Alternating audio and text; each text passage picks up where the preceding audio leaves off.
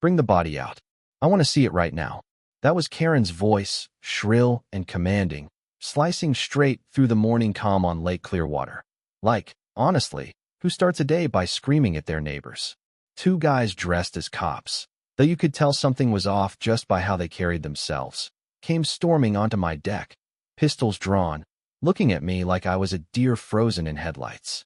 My wife, Hannah, hit the floor before I could even blink, a red handprint blossoming on her cheek from Karen's earlier slap. They must have thought we were just another soft target, a couple out-of-towners holed up in an old lakeside cabin, easy pickings for whatever little scam Karen had cooked up as the brand new HOA president. I'll never forget how she stood there, arms crossed, smug as a cat with a mouthful of canary, thinking the world revolved around her threats. What she didn't know, what she couldn't have known, was that I'd spent 25 years in federal law enforcement, and I'd seen that predator stare before. It doesn't faze you after a while. If anything, it just pisses you off. That morning started like any other. I was out on my knees, fixing up the deck boards, the air sharp and sweet with pine, my hands raw but my heart full, because after everything Hannah and I had been through, this place was our sanctuary. She was inside, sketching plans for a renovation that meant more to us than just new paint and insulation. It was the life we'd rebuilt from the ashes, and I was just beginning to feel like maybe, just maybe, peace was a real thing and not just something you watched other people find on TV. Then the gravel crunched. Heavy footsteps, deliberate. Karen's voice, all legal jargon and forced charm, demanding entry. I'd only known her a few months since she took over the HOA, but she'd made an impression, middle-aged, always dressed like she was running for Congress, never without that little dog or a clipboard full of threats. She came armed with official paperwork, some HOA nonsense about structural modifications. She didn't care that the place had been standing since 1952 or that our modifications were just basic repairs. She wanted a fight, and I'd spent enough time in courtrooms and interrogation rooms to recognize someone itching for control. At first, I tried to be civil, told her, politely, we'd handle it by the book. But her eyes went cold, her smile grew sharper, and she said something I'll never forget. Cooperation is much easier than the alternative, Mr. Rohr. That's when I knew. This wasn't about property values or HOA pride. This was personal. Now, with her goons on my porch, things escalated fast. The first guy, big, neck like a tree trunk, tattoos peeking out from under his sleeve, kept his finger on the trigger the way an amateur does when he's never actually had to fire a weapon. The second one was jittery, sweating, glancing at his watch, probably wishing he was anywhere else. Their uniforms looked straight out of a costume shop, and their fake badges practically screamed felony in progress. They expected us to cave, sign whatever fraudulent documents Karen had cooked up, maybe cry a little for good measure. But Hannah, hearing the commotion, got up from her drafting table to look out the window. That's when it happened. Gunfire, glass exploding, her scream ripping through the air. Instinct took over. I didn't think, I just moved. Years of training kicked in. 3 steps. Roll, grab, twist. One goon disarmed. The other dropped before he could raise his weapon. It was over before Karen even realized what happened. I was bleeding, but Hannah was alive. Shaken, cut up, but alive. The whole thing had taken 5 seconds, but it felt like 5 lifetimes. I could see the look on Karen's face, shock and fear scrambling for space behind that icy composure. But then I saw it, a comms device on the dead man's belt, military grade, blinking with an incoming transmission. This wasn't just a couple of hired thugs. There was something bigger going on. Karen found her voice, but the authority was gone. She was scared now. You have no idea what you've just done, she hissed, fingers dancing over her phone. There are protocols for this, contingencies you can't imagine. Sirens in the distance. But I could tell they weren't coming to help. I picked up the radio, matched my voice to the dead man's gravelly tone, and fed the other end a lie. Target neutralized. Package secured. Awaiting extraction orders. The answer came quick. Proceed to Phase 2 cleanup. Make it look accidental. That was it. Confirmation this was never about the HOA. They were here to kill us and torch the evidence. I locked eyes with Hannah. We weren't dealing with petty neighborhood bullies. We'd tripped a wire in something much darker. Now, here's the twist. Hannah wasn't just a small-town architect. She'd had a past, Bits and pieces I'd always respected her privacy about. But as she checked the bodies, her movements precise, I realized she was handling herself like a pro. She whispered, "Jack, this isn't random. This is the same group that destroyed my life 7 years ago." It hit me hard, but I didn't have time to process it. Especially when she led me to a hidden panel behind our bookshelf, revealing a setup straight out of a spy movie. CIA comms gear. "My real name is Rebecca Hayes," she said. "I was a senior analyst until they tried to kill me. Let me back up a sec. My wife had faked her own death, gone off-grid, and now we were in the crosshairs of the same international syndicate she'd spent years fighting."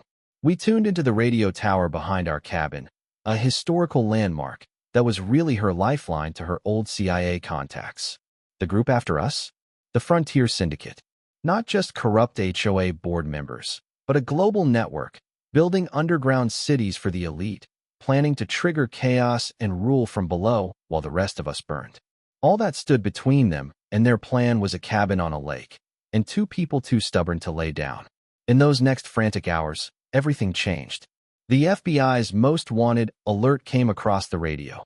Hannah and I, now painted as terrorists who'd murdered law enforcement. Karen had activated Ghost Protocol, wiping our identities and setting us up as national fugitives. We had minutes before the tactical teams showed up, but Hannah, ever prepared, found the old Army Corps of Engineers map showing a tunnel beneath our cabin, built for wartime comms, but now rigged with fiber optics and security systems worthy of a Bond villain.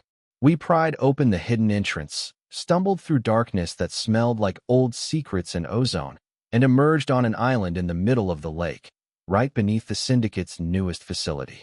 That place looked like something out of a sci-fi flick: metallic dome, quantum computers, a vault called the Pandora Array. Inside, we found everything: payoffs to world leaders, plans for a dozen underground cities, a literal blueprint for global chaos. As we started downloading evidence, alarms went off. Karen and her real strike team were coming, and the dome began its self-destruct countdown. We grabbed what we could and sprinted for the exit as the whole place blew sky-high, erasing every physical trace, but leaving us with digital proof, enough to sink the Syndicate for good, if we could just get anyone to listen. But that was the trick, wasn't it? Karen owned the airwaves. By sunrise, every network was running her story. Jack Rohr, disgraced agent, snapped after being served legitimate papers.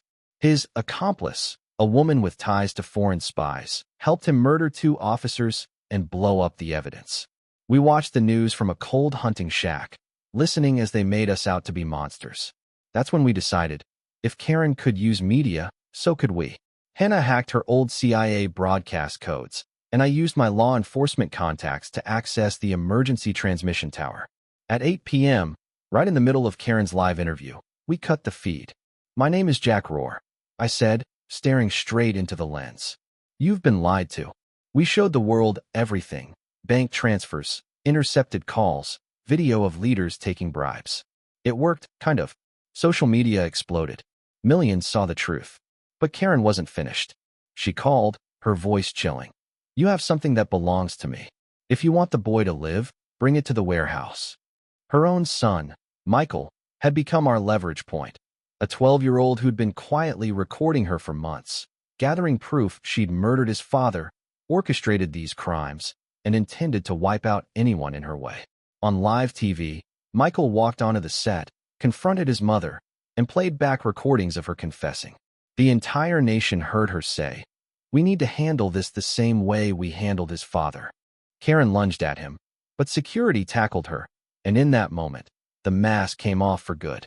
The feds swept in, Director Crawford himself arresting her for everything from murder to terrorism. As they led her away, she screamed, "You think this changes anything?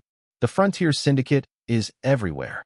Maybe she was right, but at least for that moment, justice felt real.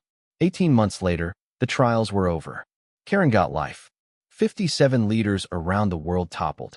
The underground cities, meant for the Syndicate's escape, were converted into research centers.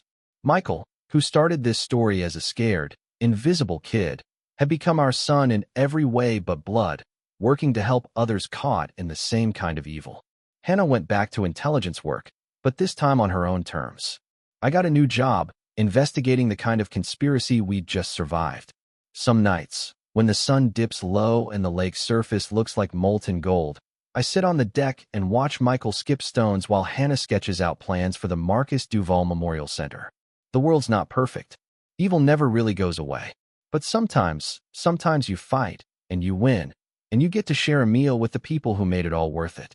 You know what I mean? Looking back, I wonder, what if we'd just signed Karen's papers? What if we'd walked away? But then I look at Michael, at Hannah, at the lives we changed by refusing to roll over, and I know, standing up to bullies isn't just about your own story. It's about all the stories that come after.